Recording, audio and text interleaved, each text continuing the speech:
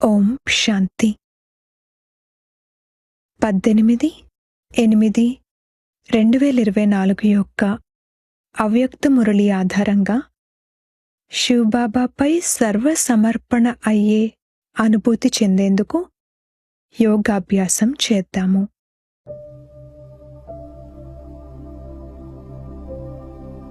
ఓం శాంతి.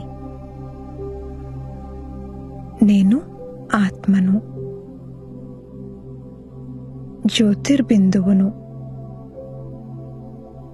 చైతన్య శక్తిని.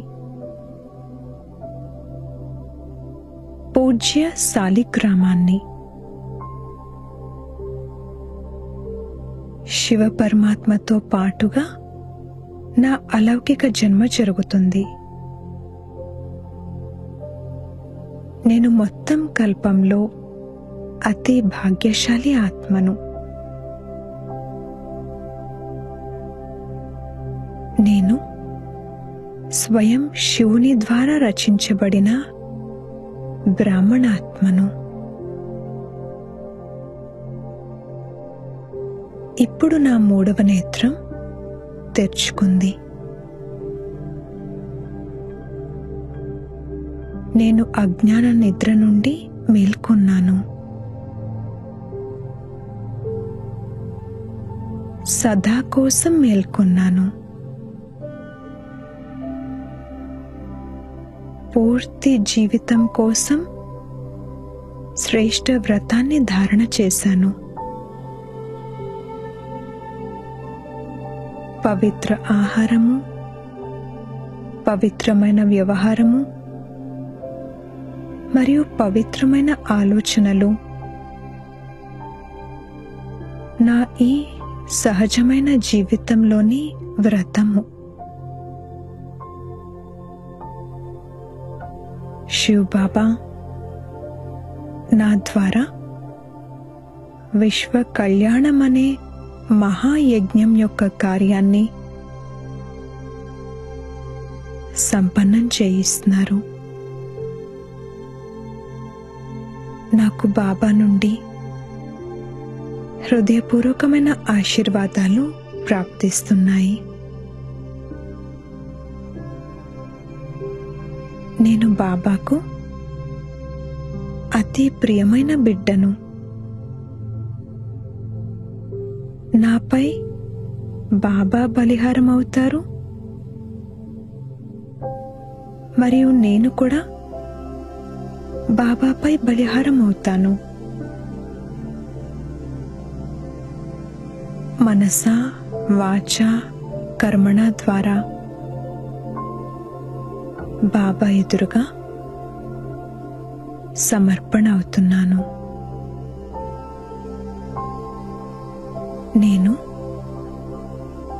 నేను అన్న భావాన్ని బలిహారం చేసే బలిహారి ఆత్మను.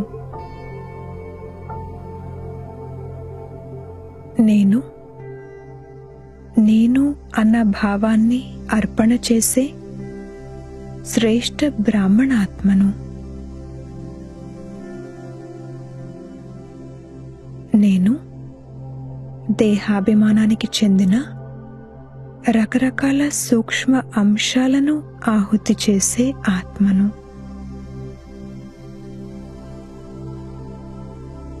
ఇప్పుడు ఒక దృశ్యాన్ని ఎదురుగా చూస్తున్నాను. ఒక మహాయజ్ఞంలో అగ్నికుండంలో అగ్ని కాలుతూ ఉంది.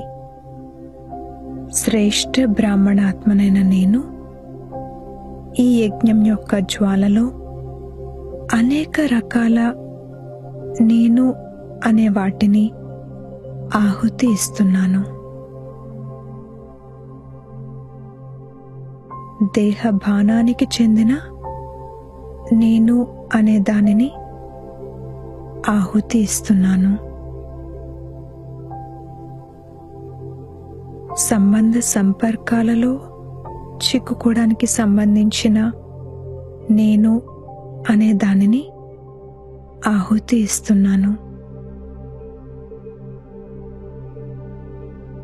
పోస్ట్ పొజిషన్కు సంబంధించిన నేను అనే దానిని ఆహుతి ఇస్తున్నాను.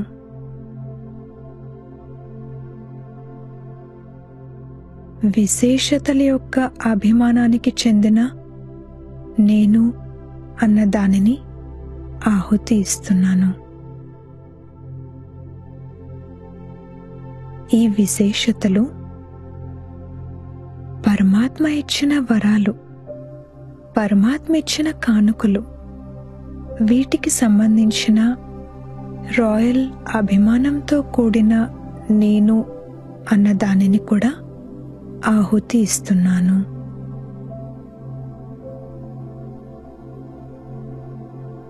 ఈ రకరకాల నేను అన్న భావనలు యజ్ఞకుండం యొక్క జ్వాలలో కాలి భస్మమవుతున్నాయి. నేను సంపూర్ణ పవిత్ర శుద్ధ ఆత్మను. నా జన్మ బాబా కోసమే ఉంది. నా ప్రతి ఖజానా విశ్వ కళ్యాణం కోసమే ఉంది. నేను బాబాపై సమర్పణ అయ్యాను, సర్వ సమర్పణ అయ్యాను. మనసు, బుద్ధి, సంస్కారాల సహితంగా సమర్పణ అయ్యాను.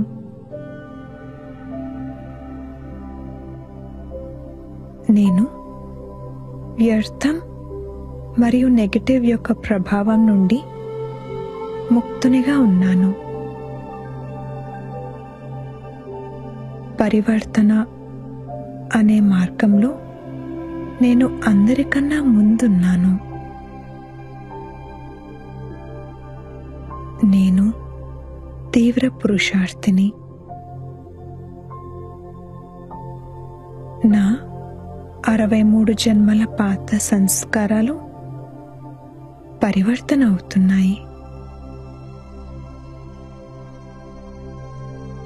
నేను మనస్ఫూర్తిగా రియలైజ్ అయ్యి సదా కోసం వీటిని పరివర్తన చేస్తున్నాను. దివ్యత్వం నా న్యాచురల్ నేచర్. నా మనసులో భావం మరియు భావన ప్రతి ఆత్మ పట్ల శుభంగా ఉంటుంది. అశుభ భావనను కూడా పరివర్తన చేసి శుభ భావనను ఉంచుతాను. ప్రతి ఆత్మ విషయంలోనూ వారు తప్పకుండా మారతారు అన్న శుభకామనను ఉంచుతాను. ఎవరి విషయంలోనూ జడ్జ్గా అయి జడ్జ్మెంట్ ఇవ్వను. నేను ప్రకృతిని కూడా పరివర్తన చేస్తాను. కావున ఆత్మలను కూడా సహజంగా పరివర్తన చేస్తాను. నేను సతోగుణిగా తయారు చేసే ఆత్మను. నేను నా మనసు, బుద్ధి, సంస్కారాలను కూడా పరివర్తన చేసుకుంటాను. అంతేకాక ఇతరులవి కూడా పరివర్తన చేస్తాను. నా వాయుమండలం, నా వైబ్రేషన్స్, నా సాంగత్యం, నేను హృదయపూర్వకంగా ఇచ్చే సహయోగం, నా హృదయపూర్వక ఆశీర్వాదాలు ఇతరులను కూడా సహజంగా పరివర్తన చేస్తాయి.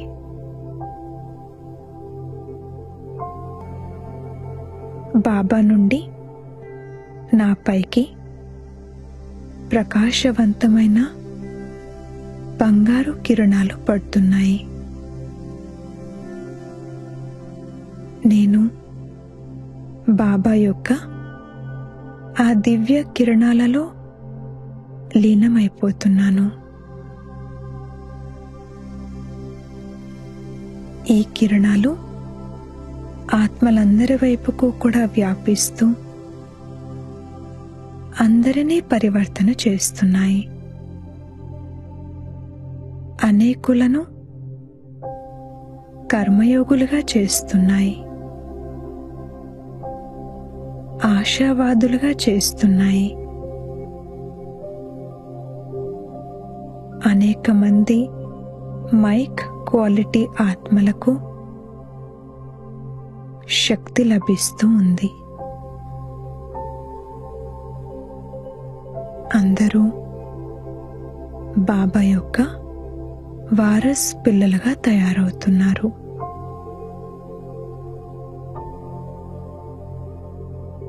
నేను డబల్ సేవ చేస్తూ బాబా సమానంగా అవుతున్నాను.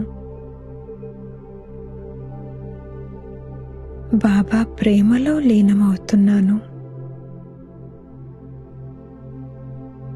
అన్నింటినీ బాబాపై విశ్వసేవార్థం సమర్పణ చేస్తున్నాను. ఓం శాంతి.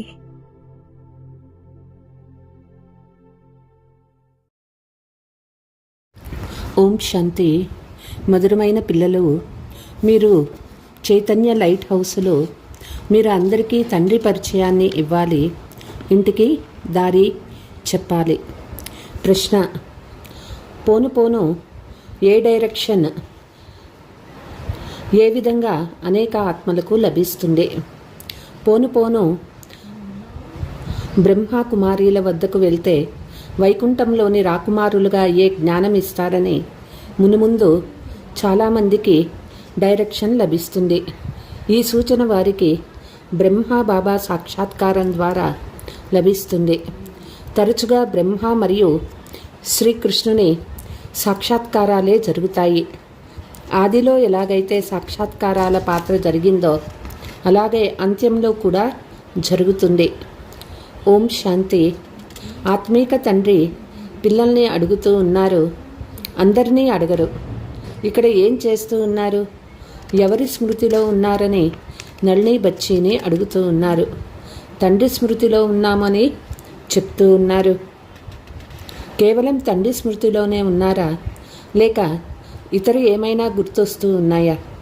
తండ్రి స్మృతి ద్వారా అయితే వికర్మలు వినాశమవుతాయి. ఇంకా దేనిని స్మృతి చేస్తూ ఉన్నారు? ఇది బుద్ధితో చేయవలసిన పని కదా. ఆత్మలమైతే మనమంతా ఇంటికి వెళ్ళాలంటే ఇంటిని కూడా స్మృతి చేయాలి. అచ్చా, ఇక ఏం చేయాలి? ఇంటికి వెళ్ళి అక్కడే కూర్చుండిపోవాలా?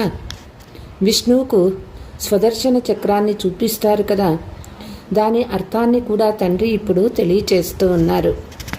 స్వయానికి అంటే ఆత్మకు 84 జన్మల దర్శనం కలిగింది కావున ఆ చక్రాన్ని కూడా తిప్పవలసి ఉంటుంది. మనం 84 జన్మల చక్రంలో ఇంటికి వెళ్తామని మీకు తెలుసు.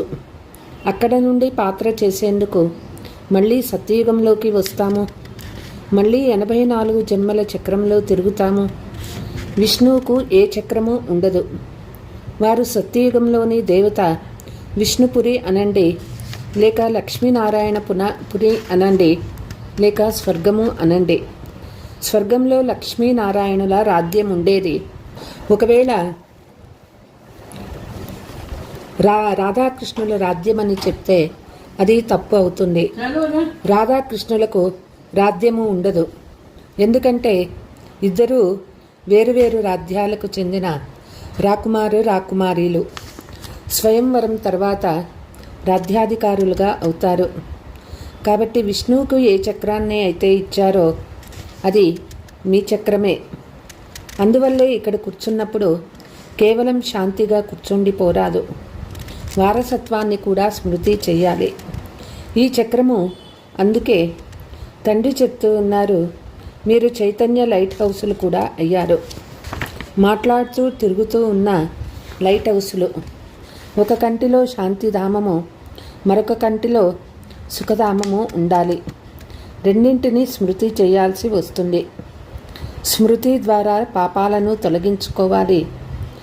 ఇంటిని స్మృతి చేయడం వల్ల ఇంటికి వెళ్తారు. మళ్ళీ చక్రాన్ని కూడా స్మృతి చేయాలి. ఈ చక్రంలో పూర్తి జ్ఞానం మీకు మాత్రమే ఉన్నది. 84 జన్మల చక్రంలో తిరిగారు. ఇప్పుడు మృత్యులోకంలో ఇది అంతిమ జన్మ. కొత్త ప్రపంచాన్ని అమరలోకమని అంటారు. అమరులు అంటే మీరు సదా జీవించే ఉంటారు. మీరెప్పటికీ మరణించరు. ఇక్కడైతే కూర్చొని ఉంటారు, అకస్మాత్తుగా మరణిస్తారు. జబ్బుల పాలై మరణిస్తారేమో అనే భయంకు అక్కడ ఉండదు. ఎందుకంటే అది అమరలోకము. మీరు వృద్ధులుగా అయినప్పుడు మనం వెళ్ళి గర్భమెహల్లో ప్రవేశిస్తామనే జ్ఞానం ఉంటుంది. ఇప్పుడైతే గర్భ జైలులోకి వెళ్తారు. అక్కడైతే గర్భమెహల్ ఉంటుంది. అక్కడి శిక్షలు పడే విధంగా పాపం చెయ్యరు. ఇక్కడైతే పాపాలు చేస్తారు. ఆ కారణంగా శిక్షలు అనుభవించి వెలుపలికి వచ్చి మళ్ళీ పాపం చేయడం ప్రారంభిస్తారు. ఇది పాపాత్ముల ప్రపంచం. ఇక్కడైతే దుఃఖము ఉంటుంది. అక్కడ దుఃఖమనే పేరే ఉండదు. కాబట్టి ఒక కంటిలో శాంతిధామము, మరొక కంటిలో సుఖధామము ఉంచుకోండి. భలే మీరు జన్మల నుండి జపము తపము ఎన్నో చేస్తూ వచ్చారు. కానీ అది జ్ఞానం కాదు కదా, అది భక్తి. భక్తిలో మీరు ఇలా సతోప్రధానంగా అయ్యేందుకు యుక్తి కూడా లభించదు. ఆ యుక్తి ఎవ్వరికీ తెలియదు.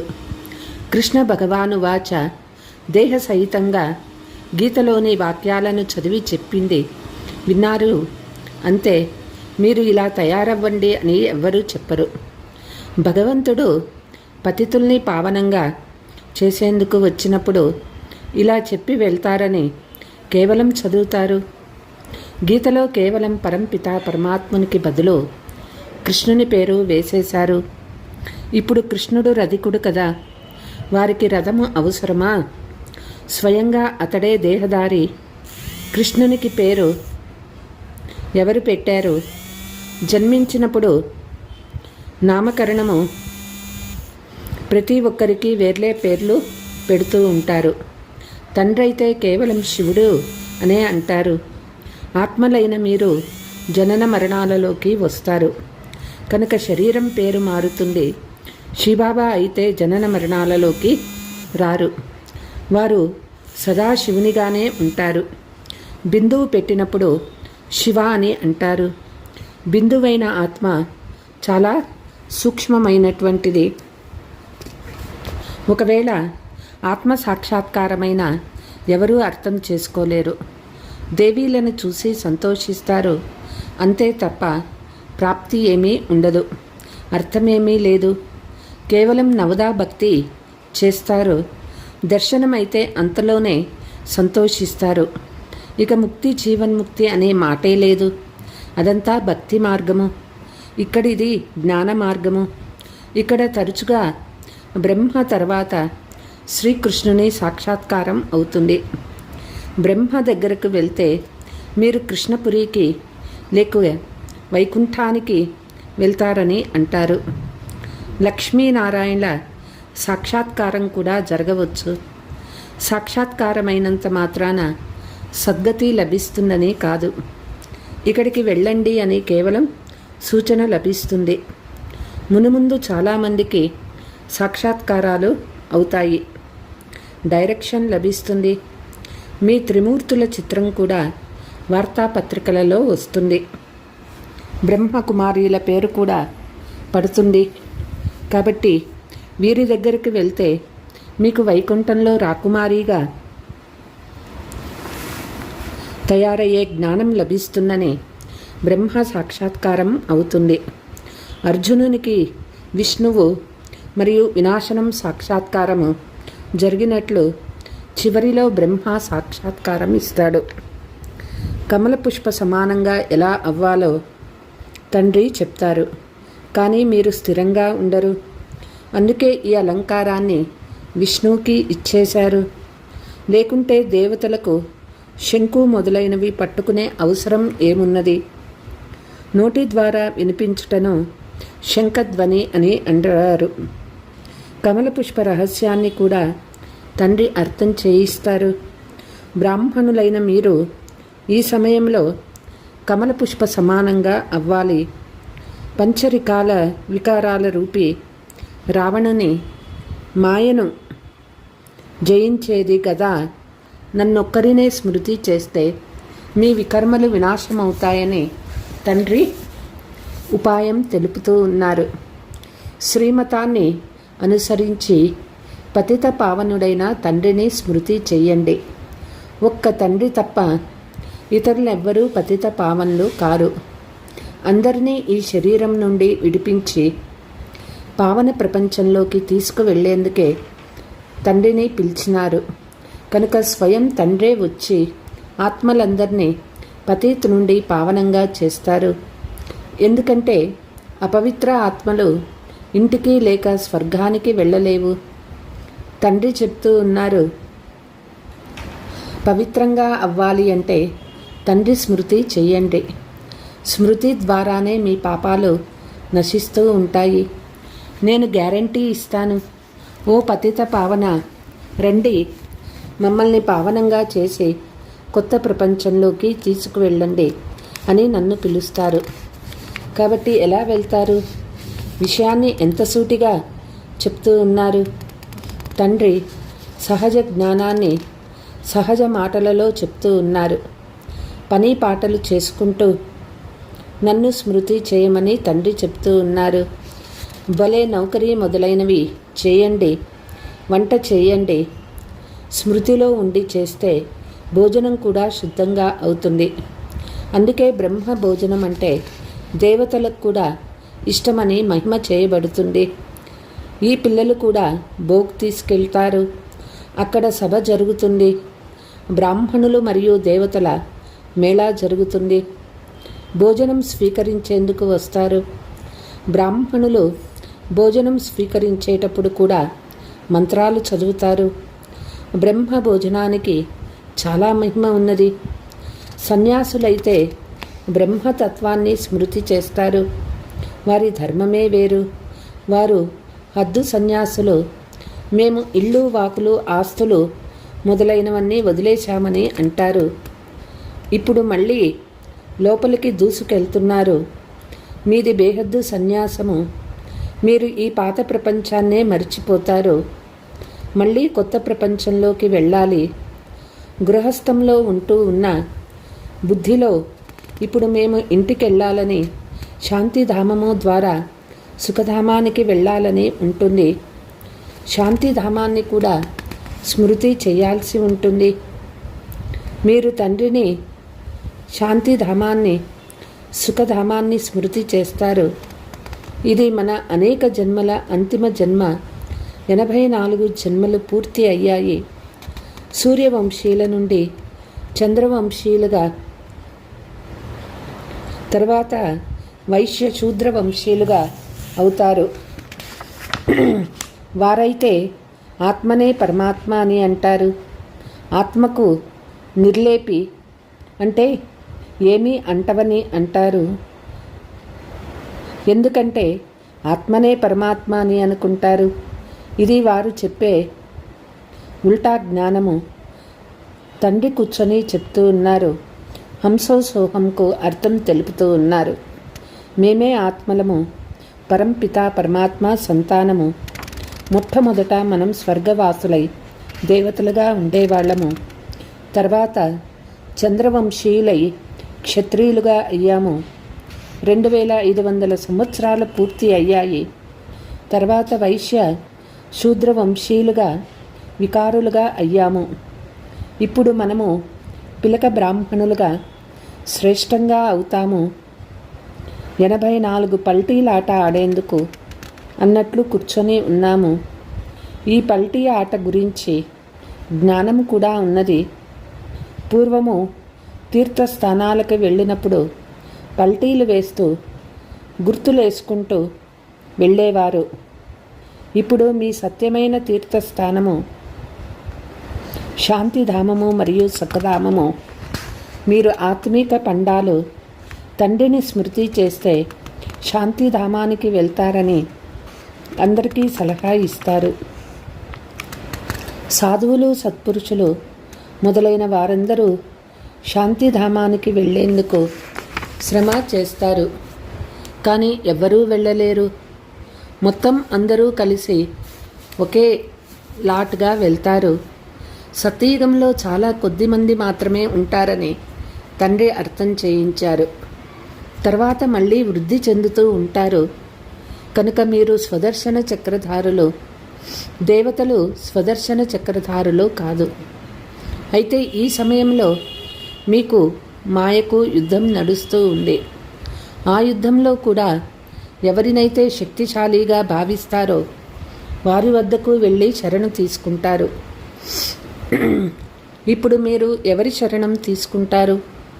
స్త్రీ పురుషులు ఇద్దరు మేము మీ శరణానికి వచ్చాము అని అంటారు. నాకు ఒక్క శివబాబా తప్ప ఇంకెవ్వరూ లేరని అంటారు. ఆత్మలందరి తండ్రి ఒక్కరే కదా. మీరంతా ఆ తండ్రి పిల్లలే కదా. సాధువులు, సత్పురుషులు ఒక్కరే కదా. అనేక మంది భగవంతులున్నారు. ఎవరైతే ఇంట్లో అలిగి వస్తారో వారిని భగవంతుడు అని అంటారు. గొప్ప గొప్ప షావుకారులు, కోటీశ్వర్లు వెళ్ళి వారికి శిష్యులుగా అవుతారు. అశుద్ధ ఆహార పానీయాల పార్టీ ఏర్పాటు చేస్తారు. తమో ప్రధానమైన మనుషులు కదా. హిందువులకు తమ ధర్మం గురించే తెలియదు. 84 జన్మల చక్రం కూడా మీకు బుద్ధిలో గుర్తుంటుంది. చాలా సంతోషం ఉంటుంది. మనం కొత్త ప్రపంచానికి అంటే సత్యయుగానికి అధికారులుగా అవుతామని మీకు తెలుసు. గీతలో కూడా భగవాను వాచ అని ఉంది కదా. ఓ పిల్లలారా, దేహ సహితంగా దేహ సంబంధాలన్నీ వదిలేయండి. స్వయాన్ని ఆత్మగా భావించి తండ్రి ఒక్కరిని స్మృతి చెయ్యండి. భగవంతుడే మీకు సత్యమైన స్నేహితుడు. అల్లావుద్దీన్ నాటకము, హాతిమ్ తాయి నాటకము అన్నీ ఈ సమయంలోనివే. జనసంఖ్యను అరికట్టాలని మనుషులు ఎంతగా తలకుట్టుకుంటున్నారు. బేహద్దు తండ్రి ఎంతగా తగ్గించేస్తారు. సత్యయుగంలో విశ్వమంతా 9 లక్షల మంది మాత్రమే నివసిస్తారు. మిగిలిన ఇన్ని కోట్ల మంది మానవులు ఉండరు. అందరూ ముక్తిధామానికి, శాంతిధామానికి వెళ్ళిపోతారు. ఇది అద్భుతమైన విషయం కదా. ఒక్క దేవీ దేవతా ధర్మానికి పునాది వేసి మిగిలిన అన్ని ధర్మాలను వినాశనం చేసేస్తారు. 84 జన్మల ఈ చక్రాన్ని బుద్ధిలో బాగా కూర్చోపెట్టుకోవాలి. ఇదే స్వదర్శన చక్రము. అంతేగాని ఈ చక్రం ద్వారా ఎవరి గొంతు మొదలైనవి కోయాలని కాదు. శాస్త్రాలలో కృష్ణుని గురించి హింసాపూరితమైన విషయాలు వ్రాశారు. అందరినీ స్వదర్శన చక్రంతో సంహరించారని ఉంది. ఇది కూడా నిందించడమే కదా. ఎంత హింసకులుగా చేసేశారో. మీరు డబల్ అహింసకులుగా అవుతారు. కామఖడ్గాన్ని ఉపయోగించటం కూడా హింసయే. దేవతలను పవిత్రులని అంటారు. యోగ బలం ద్వారా విశ్వాధిపతులుగా అవగలిగినప్పుడు యోగ బలం ద్వారా పిల్లలు ఎందుకు జన్మించలేదు? ఇప్పుడు పుత్రుడు జన్మించబోతాడని సాక్షాత్కారం అవుతుంది. ఇప్పుడే పాత శరీరాన్ని వదులుతామని, తర్వాత బంగారు స్పూను నోటిలో ఉంటుందని బాబా అర్థం చేయిస్తారు. మీరు కూడా మేము అమరలోకంలో నోటిలో బంగారు స్పూనుతో జన్మిస్తామని భావిస్తారు. పేద ప్రజలు కూడా ఉండాలి కదా. అయితే అక్కడ దుఃఖమనే మాట ఉండదు. ప్రజల వద్ద అంత ధన సంపదలు ఉండవు, కానీ సుఖం ఉంటుంది.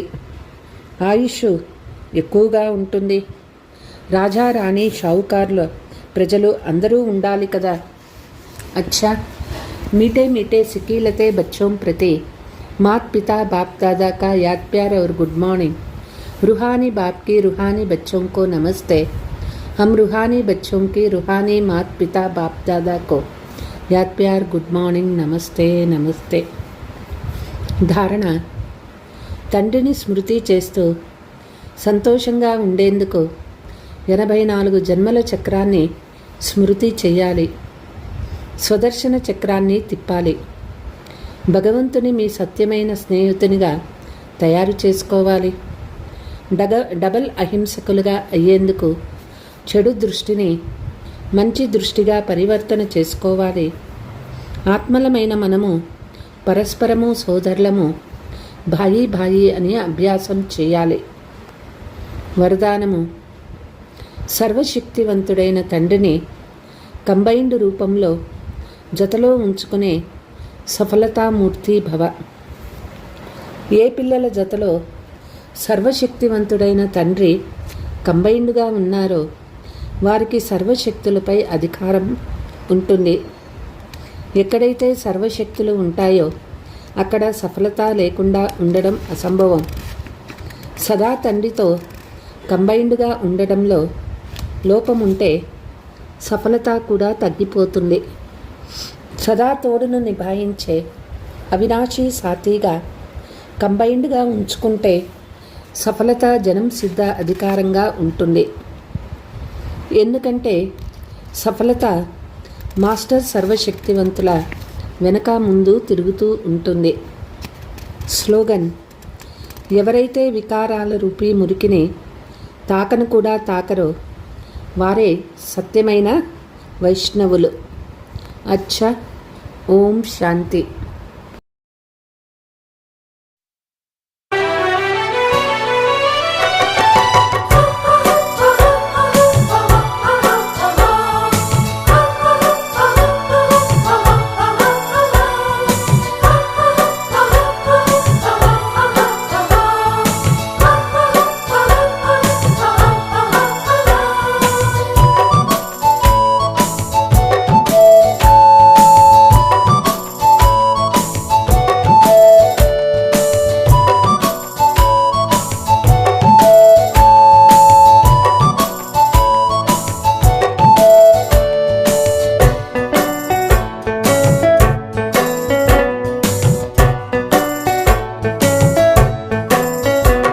జగత్తు ఒక్క మాటపై పదండి శాంతిధామము.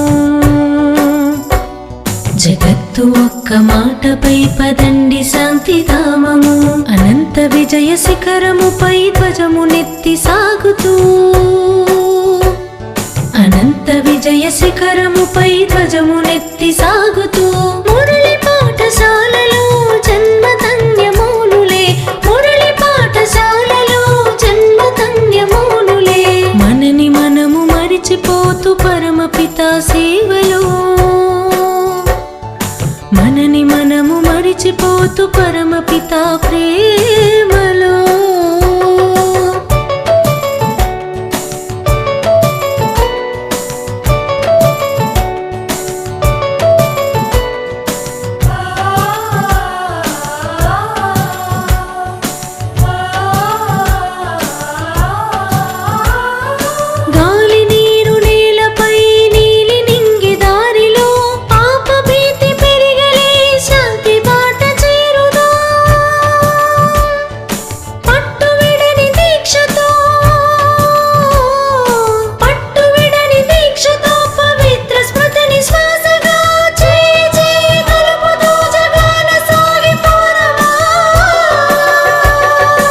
ఆత్మక్రాంతి కోసమై విశ్వశాంతి ఊపిరై,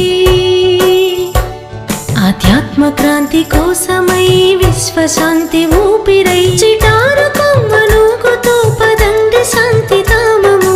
మనని మనము మరిచిపోతూ పరమపిత ప్రేమలో.